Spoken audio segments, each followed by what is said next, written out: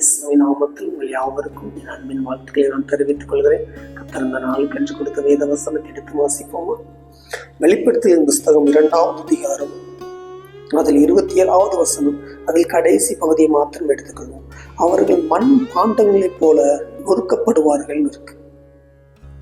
மண் பாண்டங்களைப் போல நொறுக்கப்படுவார்கள். எனக்கு தெரிந்த ஒரு சகோதரன், அவங்க ரொம்ப ஒரு டீ கடை வச்சு நடத்திட்டு வந்துட்டு இருந்தாங்க. ஆனால் அந்த ஏரியாவில் இருக்கிற போலீஸ்காரர் எனக்கு மாமூல் கொடுன்னு ரொம்ப டார்ச்சர் பண்ணியிருக்காங்க.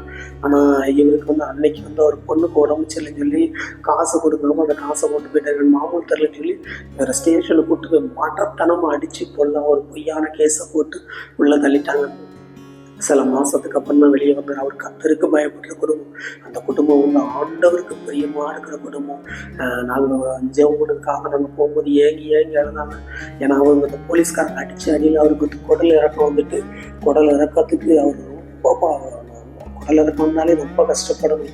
அவர் ரொம்ப கஷ்டப்பட்டு கண்ணீர் வடிச்சார். என் பிள்ளைங்க மாத்திரம் என் கண்ணுக்கு இல்லைன்னா நான் செத்து போயிருவேன் அப்படின்னு சொல்லி அழுதவங்க. எனக்கு மனம் நொந்து போச்சு. தேவ சமூகத்துக்கு அந்த இடத்துல முழங்கால் போட்டு செபித்தேன். தேவனு, நீர் நீதி உள்ள தேவன் என்று இருக்கிறது. இஸ்ரவேலுக்கும் எகிப்துக்கும் வித்தியாசம் ஒன்று இருக்கிறது. அவன் தவறு செய்யறானால் அவனுக்கு தண்டனை கட்டாயம் உண்டு என்று வேத வசனம் எழுதப்பட்டிருக்கிறது.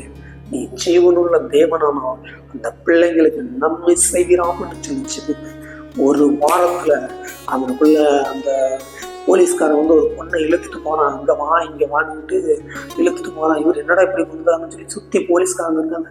அந்த அவரு அப்போ யார் என்ன விசாரிச்சு போவாங்க, போலீஸ்காரங்க பண்ணுறாங்கன்னு எல்லாரும் ஃபோன் போட்டு சொன்னோன்னா யாருன்னு பார்த்தா கடைசி அந்த போலீஸ்காரனுடைய மனைவி மனநலம் பாதிக்கப்பட்டு தன் வாழ்க்கையை அழித்து கொண்டாள். எந்த அளவுக்கு இருக்கு பார்த்தீங்களா?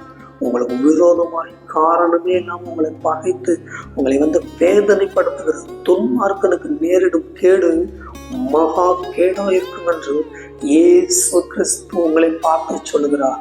அவர்கள் மண் பாண்டங்களைப் போல நொறுக்கப்படுவார்கள். மண் பாண்டத்துல போய் நீங்க கல்லை தூக்கி போறது உடஞ்சி போயிடும். ஒரு சின்ன காரியம் உடஞ்சி போயிடும். அதே போல தேவன் அப்படி ஒரு காத்தை அனுப்புவார். அவர்களுடைய வாழ்க்கை சின்ன வண்ணமாய் போயிடும். அவர்களுடைய வாழ்க்கை மாற வேண்டும் என்றால் உங்களுடைய பாதத்தில் விழுந்தால் மாத்திரம்தான் தேவன் இறக்கம் செய்வார். அவ்வளோ ஈஸியா தேவன் இறக்கம் பாராட்ட மாட்டார். அவர் சொன்னார், மனுஷன் அழுதுகிட்டே என்ன சொன்னார், தம்பி என்னை பொடிப்படுத்தினாங்க. குடும்பம் கலங்கி போலீஸ்காரன் காலில் விழுந்தாங்க. தயவு செய்தி என் மனுஷன் அப்படி இல்லை அப்படின்னு சொல்லி நான் சொன்னேன். வீட்டெல்லாம் சொல்லியிருக்கலாம், இவ்வளோ பழக்கங்கள் இருக்காங்க, நாங்கள் உடனே என்னன்னு பதிவிருப்போம்னா நீங்கள் அந்த நேரத்தில் என்ன பண்ணன்னு தெரில. நல்லவங்களை போல பேசி இப்படி பண்ணிட்டாங்க. நல்லவர்களை போல பொல்லாத மனிதர்கள், அரசு அதிகாரிகள் இது செய்யலாம். நேரம் வரும்பொழுது கர்த்தர் உனக்கு விரோதமாய் கை நீட்டுவார். அப்பொழுது அந்த கரத்தை தடுக்க எதுவுமே முடியாது. நீங்க கோர்ட்ல கூட எந்த காரியத்தையும் உங்களுடைய அதிகாரத்தை வைத்து துஷ்பிரயோகம் பண்ணிடலாம். தேவனிடத்தில் அப்படி பண்ண முடியாது. தேவனும் நீதி உள்ள நியாயாதிபதி என்று இருக்கிறது. நியாயாதிபதி என்றால் அந்த நீதியை எழுதக்கூடியவர். அவர் நீதி தவறுனதே இல்லைன்னு இருக்குது. அதனால ஜாக்கிரதையாக நம்மளுடைய வாழ்க்கை இருக்க வேண்டும். துணிகரமான பாவம் செய்யும் பொழுது என்ன வேணாலும் பண்ணிடலாம் சொல்லி செய்யும் பொழுது ஆண்டவர் குசுர இருந்தார். தாவீதையே தேவன் மன்னிக்கவில்லை. என்ன காரணம்? தாவீது பாவம் செய்யும் பொழுது ஒரு ஆண்டு கண்ணில் நாளாக அவன் வஞ்சித்து அவன் பேரை கெடுக்க கூடாது, தனக்கு கேடு உண்டாயிர விடாது என்று சொல்லி அவன் ஒரு தீங்கான காரியம் செய்யும் பொழுது கர்த்தர் எழுந்து வந்து விட்டார். அதே போல தேவ ஜனம் இவங்களுக்கு விரோதமாக தேவ பிள்ளைகள் எழுந்து வரலாம். ஆண்டவர் உங்களுக்காக யுத்தம் செய்வார்.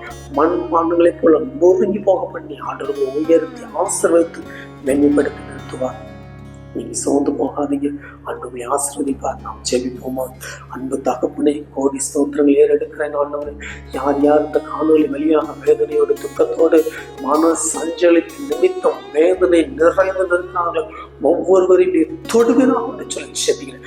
இயேசுவின் நாமத்தில் இந்த பிள்ளைகளுடைய வேதனையின் நாட்கள் முடியட்டும் என்று சொல்லி ஜெபிக்கிறேன். பொல்லாத கிரியைகள் நிர்மூலமாகட்டும் என்று சொல்லி ஜெபிக்கிறேன்.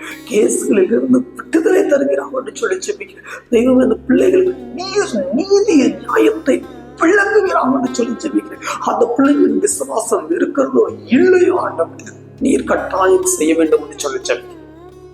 பிள்ளைகளை அற்புதம் செய்யும்.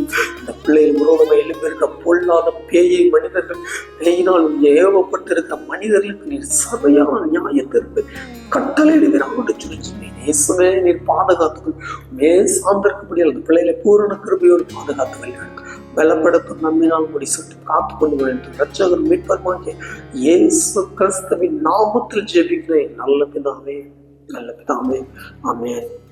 எனக்கு அருமையான தெய்வ ஜனமே, ஒரு நாள் சொந்து போகாதீங்க. உங்கள் விரோதமாய் எழுப்பின பொல்லாத மனிதர்கள் மண் பாண்டங்களை போல முருகி போடுவார். ஆண்டவர் உங்களை கனப்படுத்தினார். சொந்து போகாதீங்க. ஆண்டவரை ஆசீர்வதிப்பார். God bless you.